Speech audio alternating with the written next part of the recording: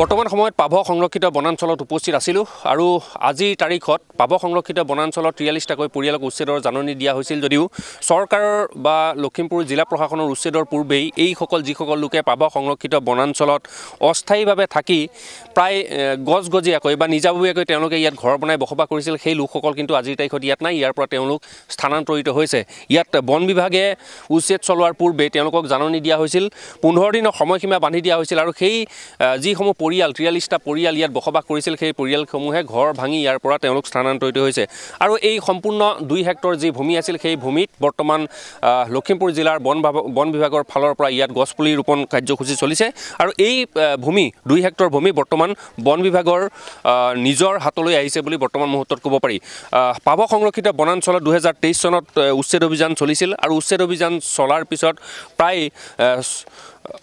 বহু মাটি ইয়াত মুকলি কৰা হৈছিল, ইতিমধ্যে বনানীকৰণ কৰা হৈছে, সেয়া আমি বাতৰি পূৰ্বে সম্প্ৰচাৰ কৰিছিলোঁ। কিন্তু এই যি স্থানত মই উপস্থিত আছোঁ এই স্থানত যিসমূহ 43টা পৰিয়াল ইয়াত অস্থায়ীকৈ থাকিবলৈ তেওঁলোকক দিয়া হৈছিল আৰু তেওঁলোকে অস্থায়ীভাৱে থকাৰ বিপৰীতে ইয়াত কিন্তু তেওঁলোকে নিগাজীকৈ থাকিব লৈছিল আৰু 15 দিন পূৰ্বেই এইসকল যি 43টা পৰিয়াল আছিল সেই 43টা পৰিয়ালক উচ্ছেদৰ জাননী প্ৰেৰণ কৰা হৈছিল। সেই জাননী প্ৰেৰণ কৰাৰ পিছত এই পৰিয়ালসমূহে ঘৰ দুৱাৰ ভাঙি ইয়াৰ পৰা আঁতৰি গৈছে আৰু যিসমূহ বাসগৃহ ইয়াত আছিলে এই বাসগৃহসমূহ থকা স্থানত এতিয়া গছপুলি ৰোপণ কৰা হৈছে লখিমপুৰ জিলাৰ বন বিভাগৰ ফালৰ পৰা আৰু এই বন বিভাগৰ ফালৰ পৰা এই গছপুলি ৰুই এই ভূমিসমূহ বন বিভাগে নিজৰ হাতলৈ আনিছে আৰু আজিৰ তাৰিখত ক'বলৈ গ'লে এয়া সম্পূৰ্ণৰূপে চৰকাৰে কোনো ধৰণৰ উচ্ছেদ অভিযান নচলোৱাকৈ এয়া কিন্তু মুকলি কৰা হৈছে। বন বিভাগৰ লোক আছে, আমি তেওঁলোকৰ পৰা কিছু কথা জনাৰ চেষ্টা কৰিম। মই আপোনাৰ ওচৰলৈকে আহিছোঁ। কি গছপুলি ৰোৱা হৈছে আজি অৰ্জুন গছ। হয়, কিমান পৰিয়াল আছিলে ইয়াতে? 43 ঘৰ। 43 ঘৰ। কিমান মাটি? 2 হেক্টৰ মানত মানে সিহঁতে দখল কৰি আছিলে। আমি জনামতে তেওঁলোকক অস্থায়ীভাৱে থাকিবলৈ দিয়া হৈছিল, কিন্তু তেওঁলোক প্ৰায় 3 বছৰ ইয়াতে থাকিলে। হয়, তেওঁলোকৰ মানে কি ইয়াত মাটি বাৰী নাছিলে কাৰণে তেওঁলোক 15 দিনৰ সময় দিয়া হৈছিলে। পিছত তাৰমানে ইহঁতক ক'ৰবাত সংস্থাপনৰ কাৰণে নিজৰ জেগা ঠিক কৰিব কোৱা হৈছিল, কিন্তু তেওঁলোকে দুৰ্ভাগ্যৰ বশতঃ 3 বছৰ থাকিলে আৰু এতিয়া আমি চৰকাৰৰ ফালৰ পৰা জাননী দিয়াৰ পাছত নিজে নিজে অট'মেটিক গুচি গ'ল। যিটো উচ্ছেদ চলাবলগীয়া হোৱা নাই ইয়াত? নাই হোৱা। কিমানমান গছপুলি ৰোৱা হ'ব ইয়াত? আজি 1200 পুলি ৰোৱা হ'ব। 1200 পুলি ৰোৱা হ'ব। ইতিমধ্যে আমি দেখিছোঁ যে পূৰ্বৰ যি পাভ সংৰক্ষিত বনাঞ্চলত গছপুলি ৰোপণ কৰা হৈছে সেয়া হয়তো যথেষ্ট ডাঙৰ হৈছে। এতিয়া বৰ্তমান বহুত ডাঙৰ হৈছে, দেখনীয়া হৈছে। কিমানমান মানুহ আছে আপোনালোকৰ ফৰেষ্টৰ? কিমানমান মানুহ ইয়াতে পহৰাত থাকে? আমাৰ 15জন মানুহ ইয়াত আছে যোৱাতে। ফিক্স পে আছে, স্থায়ী 2জনে আছোঁ কৰ্মচাৰী আৰু বিশেষ হোমগাৰ্ড আছে 51জন। এইখিনিয়ে আমি 51জন হোমগাৰ্ড থাকে। গোটেই পহৰাৰ দায়িত্বত? হয়, আমি হিচাপে মিলি পহৰাৰ দায়িত্ব লৈ আছোঁ। এতিয়াতো মানে ফৰেষ্টৰ ভিতৰত কোনো ধৰণৰ বাসগৃহ বা কোনো সোমোৱা মেলোৱা নিষেধ আছে?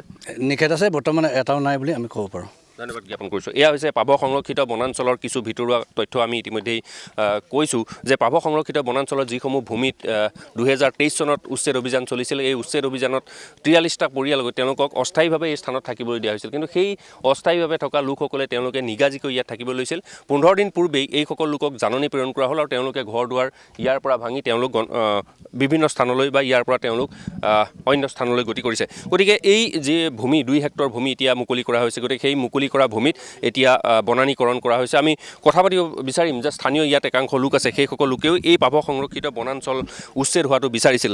আজি আপোনাৰ ওচৰলৈকে আহিছোঁ, নিচে কাষৰীয়া অঞ্চলৰ আপুনি লোক, গতিকে আজিৰ তাৰিখত উচ্ছেদ হোৱাৰ কথা আছিল কিন্তু উচ্ছেদ নহ'লে, এইসকল লোক নিজে গুচি গৈছে।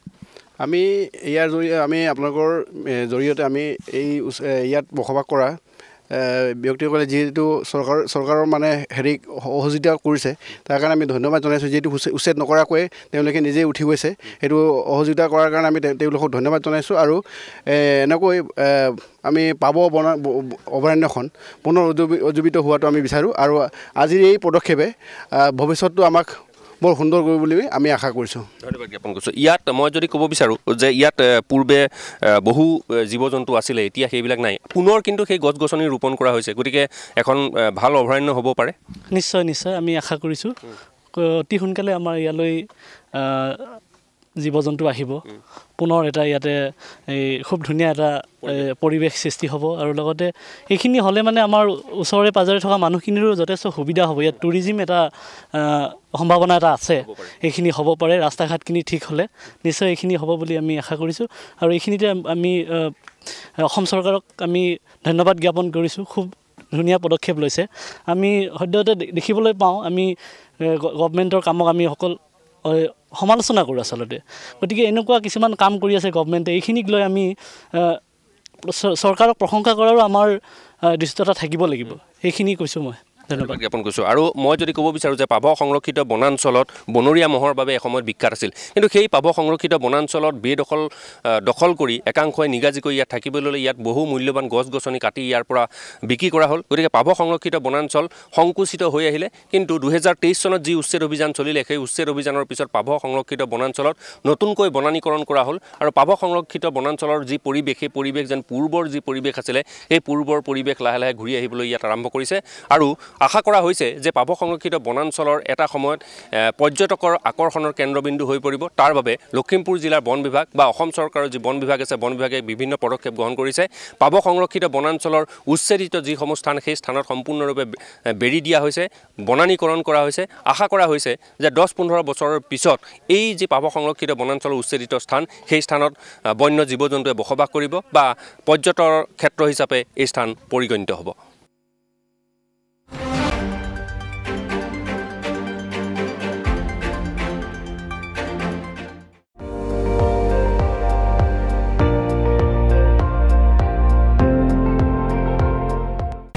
আপুনি চাই আছে ND24, সৰ্বশ্ৰেষ্ঠ নহয় সৰ্বোত্তমৰ দৌৰত।